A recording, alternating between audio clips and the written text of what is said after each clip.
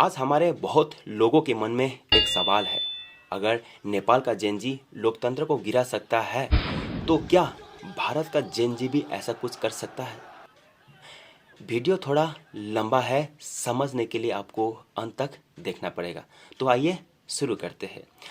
आज नेपाल का लोकतंत्र जल चुका है, पूरी कदर से तबाह हो चुका है। संसद टूटी, सड़कें खून और आंसुओं से भर गई और वहाँ का जेनजी सड़कों पर उतर आया। लेकिन क्यों क्यों नेपाल का युवा सिस्टम से इतना नाराज हुआ कि उसने पूरा लोकतंत्र को उखड़ फेंका? सबसे पहले समझिए जेनजी आखिर है कौन। जेनजी उस पीढ़ी को कहा जाता है जो 1997 और 2012 के बीच पैदा हुई है, यानी आज इनकी उम्र 12 से लेकर 28 साल के बीच है। ये वही पीढ़ी है जो इंटरनेट, सोशल मीडिया और स्मार्टफोन के साथ बड़ी हुई है। इनके साथ में मोबाइल है, इनकी सोच ग्लोबल है और इनकी आवाज़ किसी भी लोकतंत्र को बना भी सकती है और मिटा भी सकती है। अब सवाल उठता है, अगर नेपाल का जेनजी लोकतंत्र को गिरा सकता है तो क्या भारत का जेनजी भी ऐसा कुछ कर सकता है? तो मेरा जवाब है बिल्कुल नहीं। भारत की परिस्थिति या बिल्कुल अलग है। अब आइए इसको 10 कारणों से समझते हैं क्यों भारत का जेनजी नेपाल की तरह सड़कों पर नहीं उतरेगा। नंबर 1, जागरूकता। भारत का जेनजी भोला नहीं है, नारे सुनकर अंधा नहीं होता। हर बात गूगल करता है, सवाल करता है, फिर मानता है। नंबर 2 पे संघीय ढांचा।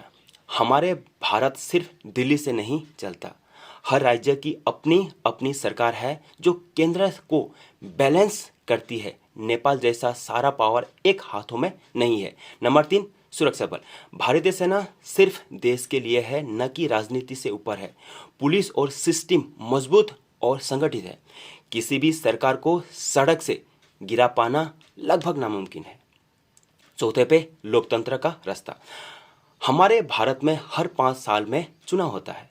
अगर गुस्सा है तो वोट दो, यहाँ खून बहाकर सरकार पलटने की जरूरत नहीं है। नंबर 5, करियर का दबाव। भारत का युवा मानता है या जानता है पढ़ाई, नौकरी, परिवार सबसे बड़ी जिम्मेदारी है।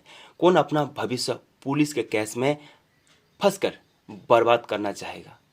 नंबर 6, डिजिटल क्रांति। हमारे जेनजी का गुस्सा मीम्स, रील और हैशटैग में फूटता है, जो यो सुरक्षित भी है और असरदार भी है।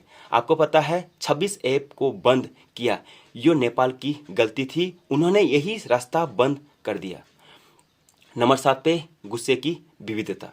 भारत में गुस्सा बटा हुआ है, कहीं जाति, कहीं भाषा, कहीं विचार तो कहीं अलग अलग धर्म। ये एकजुट हो पाना लगभग नामुमकिन है। 8 नंबर, परिवार और समाज। यहाँ माता पिता बच्चों की पढ़ाई छोड़कर आंदोलन में नहीं भेजते। हमारे समाज क्रांति नहीं, स्थिरता चाहता है, जो एक बहुत ही मजबूत है। और नंबर 9 पे आरामदायक जिंदगी। शहर में भूख नहीं है। नेटफ्लिक्स या इंस्टाग्राम या स्विगी, गेमिंग, ये सब गुस्से की हल्का करता है। और नंबर अंतिम पे 10 पे विकल्प का अभाव। हमारे भारत के लोग मोदी से नाराज हो सकते हैं, लेकिन सच ये भी है कि विकल्प भी भरोसेमंद नहीं है। इसके ज़्यादातर लोग यथास्थिति को ही बेहतर मानते हैं। मैं एक फौजी होने के नाते मैं अपने देश के जेनजी को दिल से कहना चाहता हूँ, तुम्हारे हाथों में भारत का कल है। तुम्हारी कलम, तुम्हारी करियर, तुम्हारी टेक्नोलॉजी और तुम्हारी वोट, यह असली हथियार है। गुस्से को आगे मत बदलो या गुस्से को आग में मत बदलो, उसे अपने सपनों को रोशनी में बदलो। भारत को क्रांति नहीं चाहिए, भारत को राष्ट्र निर्माण चाहिए। तुम टूटने के लिए नहीं पैदा हुए, बल्कि इस देश और मजबूत बनाने के लिए जन्मे हो। नेपाल की तरह गलती मत दोहराना। भारत का भविष्य तुम्हारे हाथों में है और इस भविष्य को सिर्फ बनाना है, तोड़ना नहीं है। जय हिंद, वंदे मातरम।